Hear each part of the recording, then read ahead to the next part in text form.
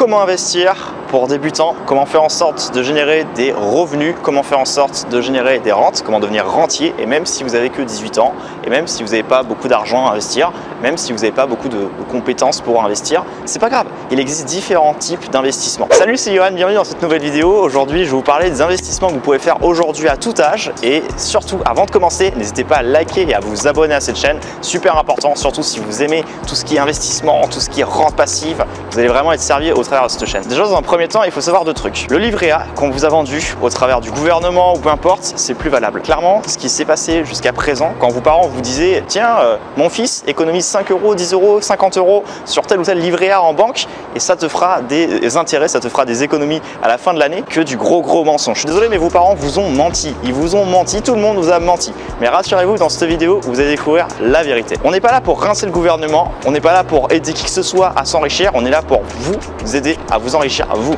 Donc concrètement, vous allez devoir penser à vous-même. Surtout, pensez plus au livret A, pensez plus aux intérêts du PEL, peu importe les choses qu'on vous a dit par le passé, c'était une pure affabulation. Dans un premier temps, si vous avez que 100 euros ou 500 euros à investir, vous pouvez très bien réaliser ces investissements-là. Même si vous êtes débutant, vous allez voir, vous allez pouvoir faire fructifier votre patrimoine et rapidement, tout simplement, monter en puissance. Et ce qui est cool, c'est que vous pouvez très bien vous dire ouais, mais je suis trop jeune pour ces conneries. Mais c'est pas grave, parce que si vous êtes jeune, eh bien vous allez pouvoir monter en puissance. Et plus vous êtes jeune, plus vous allez faire fructifier votre patrimoine. Surtout si vous investissez des petites sommes au début, c'est pas grave. Vous allez pouvoir chaque année investir de plus en plus et ça va pouvoir s'additionner. C'est ce qu'on appellera les intérêts cumulés. Surtout en bourse, quand vous allez par exemple acheter une action à dividende, vous allez par exemple vous constituer un petit portefeuille sur un courtier auprès par exemple d'Interactive Broker. C'est personnellement ce que je fais. Aujourd'hui, j'ai plus de 800 000 euros investis sur mon compte Interactive Broker sur, on va dire, une trentaine, une quarantaine de petites actions tous les mois. Je touche des revenus passifs. Juste 10 minutes à passer sur l'écran de mon ordinateur tous les mois pour analyser un petit peu mes actions, en quoi j'ai perdu de l'argent, en quoi j'ai gagné de l'argent.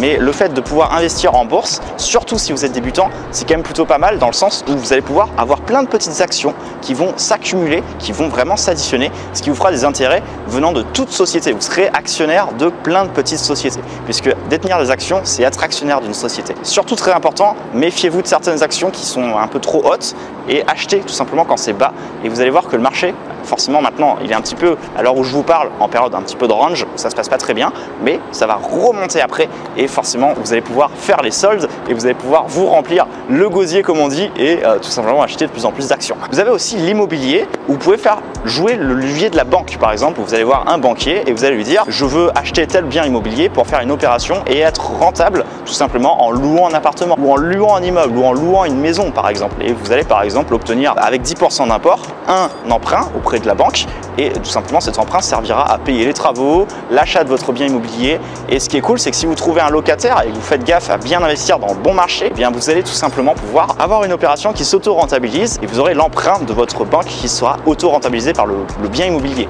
Donc ça, c'est quand même plutôt pas mal, surtout si c'est votre première opération immobilière et que vous êtes encore un peu jeune, le banquier va vous regarder en mode mais qu'est-ce que tu fais mon garçon? Qu'est-ce que tu fais? Et ce qui est bien, c'est que si vous avez déjà un bien immobilier qui est déjà rentable, vous allez voir pour une deuxième, une troisième, une quatrième, une cinquième opération immobilière, le même banquier ou différentes banques et celles-ci seront plus enclins à vous prêter de l'argent puisque automatiquement, si vous avez déjà un investissement, ils regarderont ça et ils se diront ouais, effectivement, votre dossier est beaucoup plus solide que si vous sortez de la chambre de papa-maman et que vous savez même pas ce que c'est l'immobilier. Vous avez également les crypto-monnaies où vous pouvez tout simplement placer votre argent sur des wallets, sur des applications qui s'appellent par exemple Nexo. Je recommande pas Celsius encore une fois parce qu'il y a eu un gros scandale dernièrement, mais par exemple vous avez Nexo ou différents types de plateformes comme ça qui vous permettent de faire du stacking et vous allez pouvoir faire de l'argent, faire fructifier votre argent. Vous allez juste transformer 100 euros en son équivalent en Bitcoin ou en ETH et vous allez laisser vos positions ouvertes et ça vous fera des intérêts tous les jours, tous les mois qui tomberont tout simplement sur votre application et ces intérêts-là seront dans votre poche. Donc ça, c'est quand même plutôt pas mal. Faites gaffe quand même à vos taxes parce que le gouvernement, il est jamais bien loin, surtout quand il s'agit de taxer les gens comme vous. Le prêt à particulier également, je l'ai rappelé dans une dernière vidéo, où vous allez sur la plateforme Mintos et vous pouvez tout simplement prêter des petites sommes d'argent à des particuliers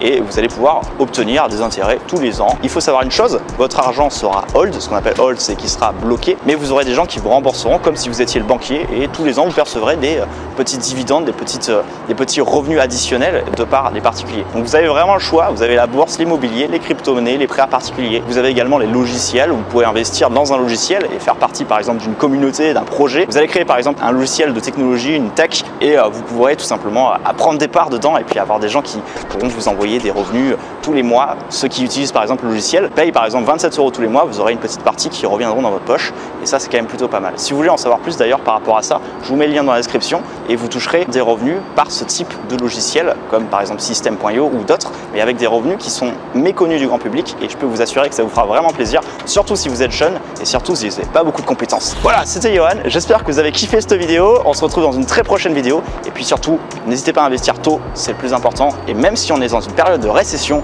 c'est le bon moment pour faire le solde. Salut!